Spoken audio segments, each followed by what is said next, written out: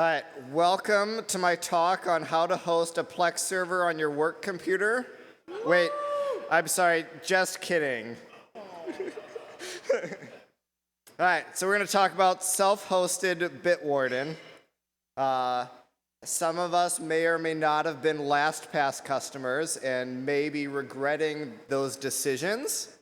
So if that is you, or if you just want to move to something that you control more, then this talk's for you. So,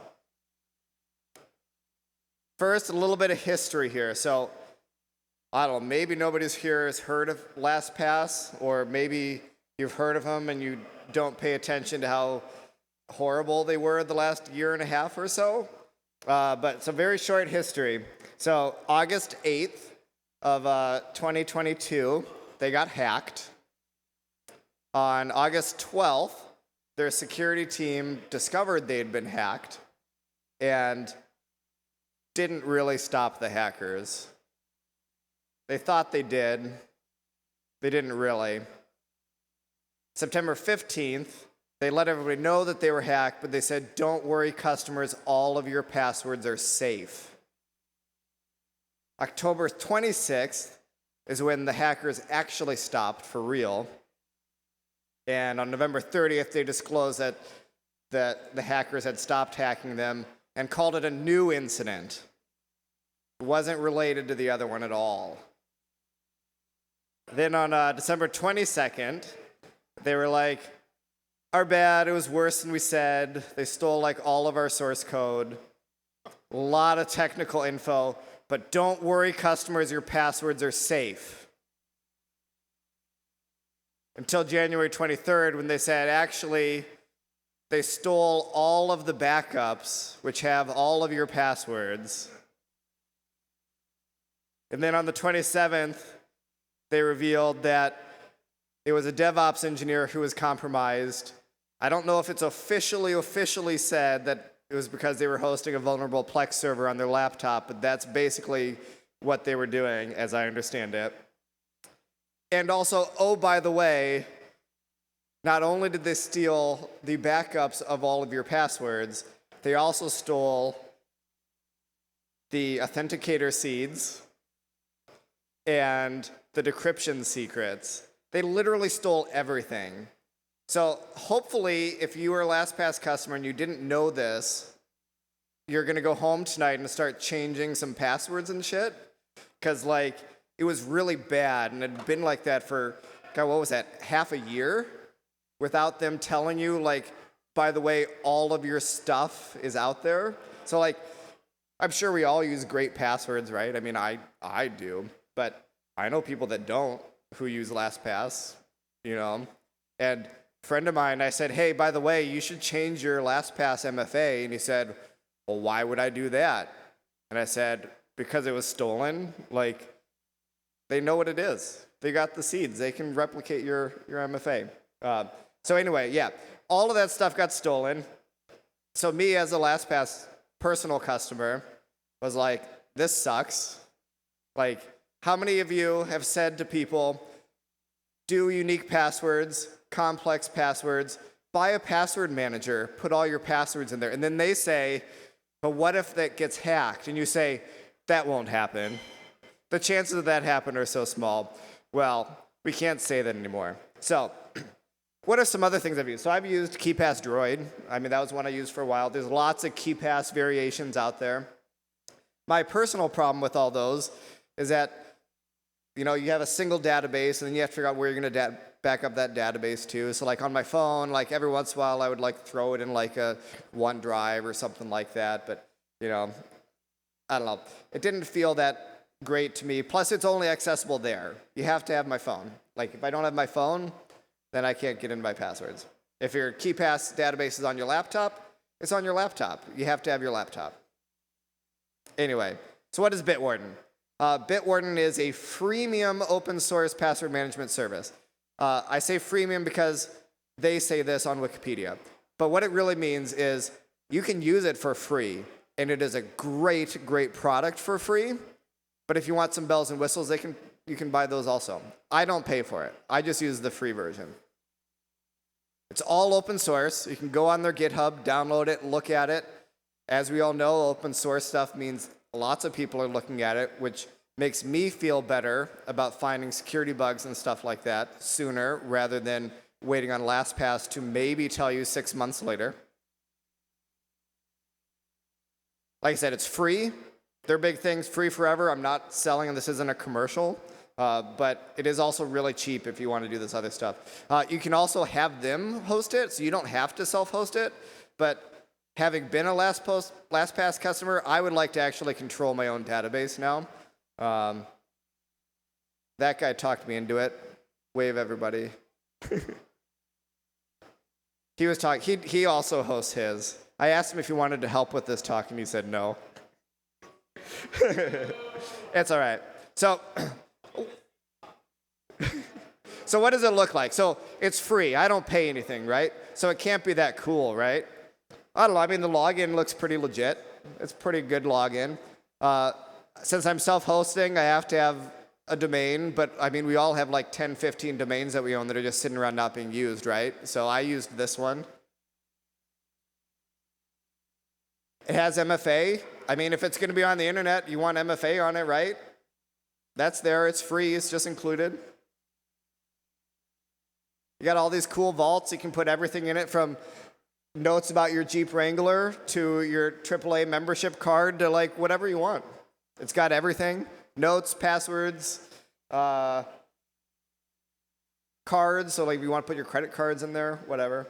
You can organize it by folders. All the same stuff that you would expect from a LastPass or any other like really cool that you're paying money for password manager, except this is costing me nothing. Well, their software doesn't cost me nothing. It does cost me something, but we'll get to that later. Drink. I don't have slides for that. I'm going to start adding that. Again, I mean, it's really cool. It's everything you would expect, everything you would want. You can save if you want to keep your MFA in there, like LastPass lets you do. You have to pay for that. But otherwise, you know, yeah, all the same stuff you get in every password manager. Got a generator. You can configure it how you want. So, you know, if you're doing something and they're like, you can't use special characters, well, I guess you can remove those. That's fine. What's the next slide? That one. Backups. So you can do manual backups. I recommend it. It's a good idea.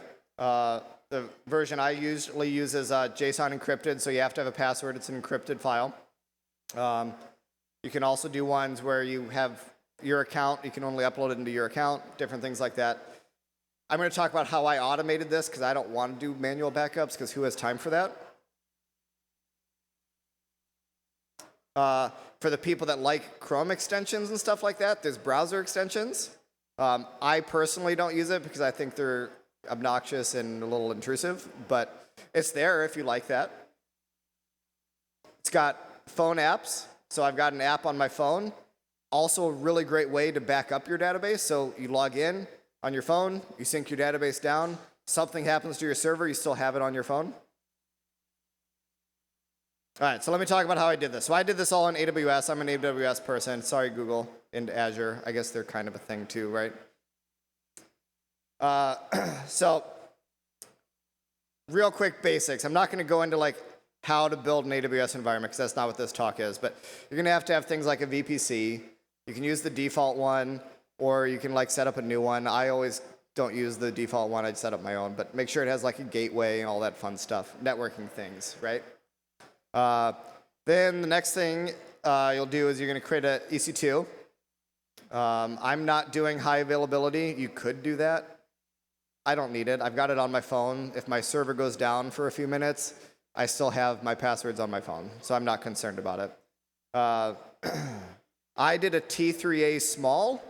I've been having some issues, but I don't know if it's an issue with my Docker or if it's an issue with the server itself, so I actually just bumped it up to a T3 small.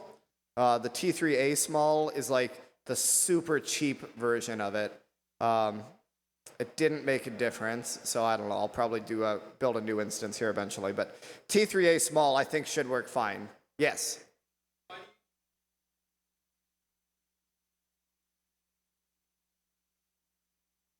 You can deploy it straight to the instance. Well, I use Docker. If there's a Dockerless way to do that, we should chat later. All right, cool. So in the talk next month, he's going to tell you how to do this not in Docker. What else did I do here? I don't have a NAT because NATs can make it really expensive. Like, it's cool if you want to, but I mean, that's a lot of money. I think a NAT by itself is adds like 30, 40 bucks a month to your Amazon bill, which is a lot. So I give it a public IP, and then what I do instead is I lock it down. So I do put a load balancer in front of it. That does add a little bit more cost, but then I've got things like AWS WAF, things like that. Let's see, what else? Obviously, it's using HTTPS. You wouldn't want to use a password manager and not use that, right? Going back to the high availability thing, if you wanted to, you could split off the database into like an RDS and do like a SQL and put your passwords there. I'm just keeping it simple. Like I said, I want it to be mine and my control, but also not too expensive. Also, again, I have the mobile app, so I've got my passwords on my phone. So worst case scenario, it goes down for a few minutes. I'm good. I don't need high availability. Locking it down. So because I've got the load balancer in front of it, everything goes through that. So I don't have any inbound rules other than the load balancer to the instance itself. And then the load balancer, I have another rule that's actually locked down to my home IP address. So that's why I'm cool like just putting out there that CraigLeabhart.io goes to my Bitwarden, because you guys can't access it unless you're at my party this summer. Just throwing that out there. Anyway, what else? Oh yeah, so how I access it to do to do the install, refresh Docker, all that fun stuff. So I'm a big fan of using SSM. So Microsoft has this systems manager, and if you put an EC2 role on your instance, then you can actually just log into it through the web browser using that, using Session Manager. So I don't do keys, like ever, for my EC2s.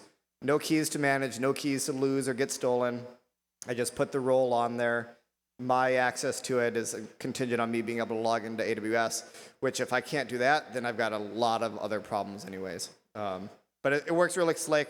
If you've never used it, I encourage you to check it out. It's actually really cool. I mean, it opens a shell just right there, so it's like PuTTY except in your browser. Yes. But I have a backup. Yeah, that's the one thing that I have a backup of, because everything's in AWS. Like, that would be really, really bad. So outside of having it on my phone, like, I've got another backup copy in a safe deposit box. No, it's in a safe deposit box. He asked if it was in LastPass. No. So I will share. So as a LastPass customer, all right, a soon-to-be ex-LastPass customer, it's a lot of work. You spend years accumulating all these passwords, right? So a good approach, if you're like, hey, I want to try this, when you go to log into something, go ahead and migrate it over. So that's what I do. Every time I log into a website, a new application, a new service or whatever, once I'm logged in, I change the password, I save the new password in my Bitwarden, then I delete it from LastPass. And that's how I handle that. It's going to take me a little while. You start with the really important ones. So like one of the first ones I changed was all my Amazon shit, because those are the keys to my kingdom.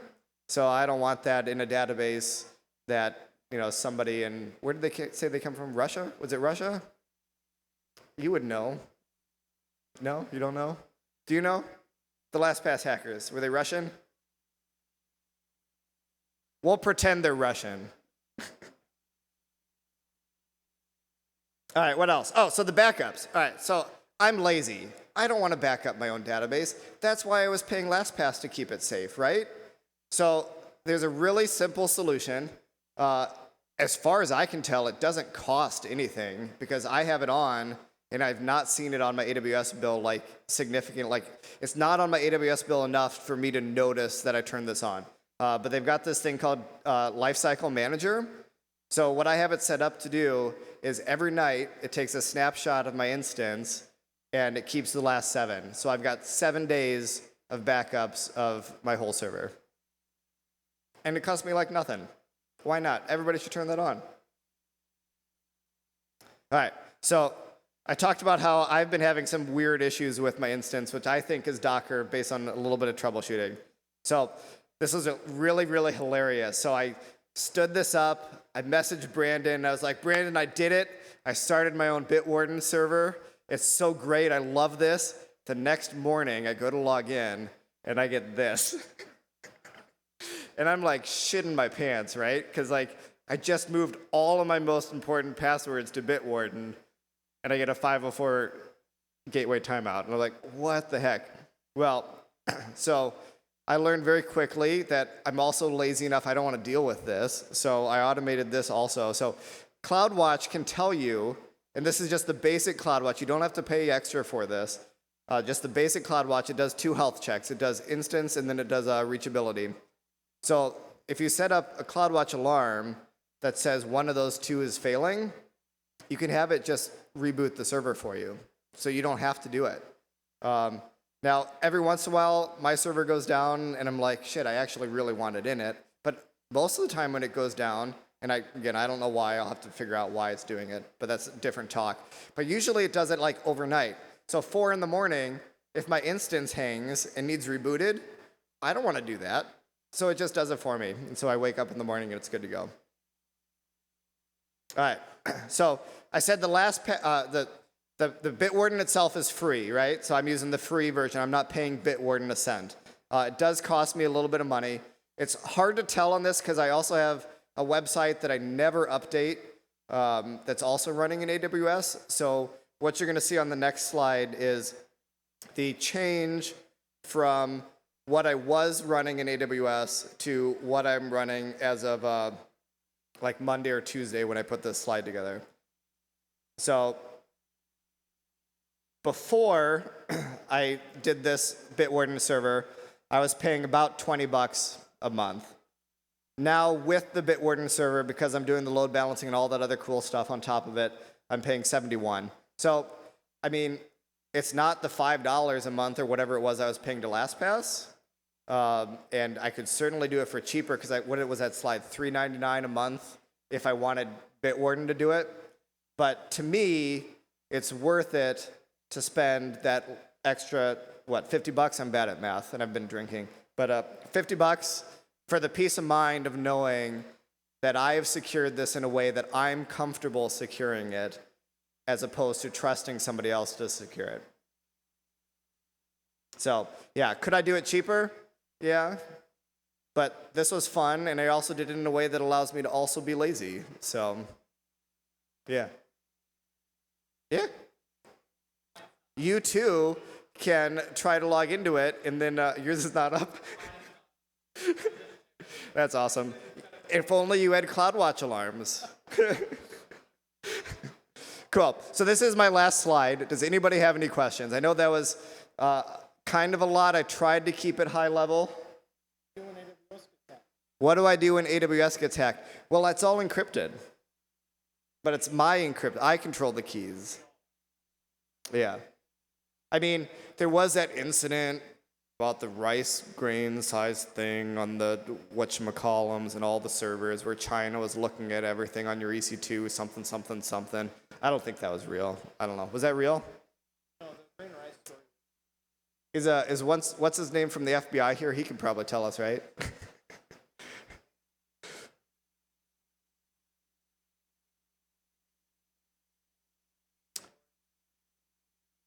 Yeah, no, the load balancer is just there because I wanted to put a WAF in front of it, and I wanted to do the AWS WAF. So you can't do an AWS WAF unless it's in front of a load balancer or like a CDN service. I think that's still accurate. But yeah, so essentially I just have it there so I can do the WAF. And like I said, it's locked down, so even if I took the WAF off, the security group that's on the load balancer is to my home IP, but I just feel better having a WAF on there. I don't know. No, I don't look at that shit. He asked if I triage or look at the WAF alerts and be like, oh no, somebody's trying to hack me. No. I told you I'm lazy. That's why I did it this way. Any other questions?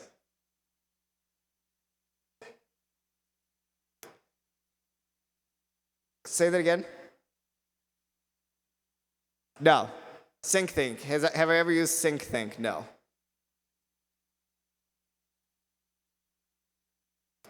He says it's like Dropbox, but roll your own. I don't know. That sounds, I don't know. I like this setup better. I feel better about this. Something about using Dropbox to describe something makes me feel a little uneasy. Any other questions? Sweet. Thank you for coming to my TED Talk.